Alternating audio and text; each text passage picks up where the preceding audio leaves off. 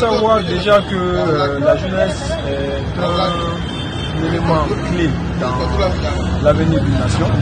Donc, le message que je lancerai à la jeunesse est de bien vouloir ne pas se laisser aller par, on va dire, des tentations, tout ce qui est lié à l'argent, de plus se fier à l'avenir du pays.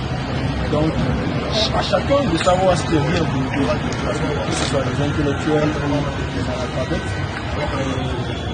Maintenant que les élections approchent, on va dire le 26 décembre, de laisser libre à chacun de s'exprimer, que chacun aille, ceux qui sont bien évidemment recensés, que chacun aille et donner leur point de vue dans les urnes.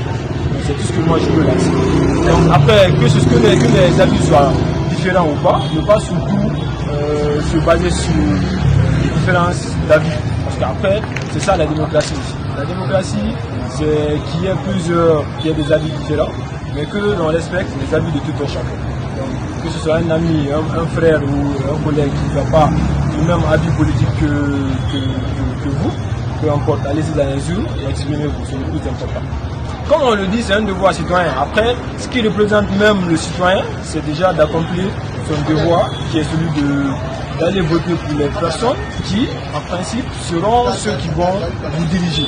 Après, ne pas donner son avis sur les personnes qui vont vous diriger, c'est tout à fait manquer à un devoir essentiel de citoyenneté. D'avoir une idée positive, de se dire que nous avons de meilleurs lendemains devant nous, et surtout d'accepter les avis des uns et des autres, peu importe l'issue des élections. Parce qu'après, si nous avons opté pour la démocratie, nous pensons que c'est le meilleur, on va dire, le meilleur système pour qu'on puisse se développer. Donc, je demanderai à tout un chacun d'aller paisiblement dans les urnes, voter et espérer que le bon Dieu nous donne, on va dire, la personne apte à pouvoir faire avancer notre pays.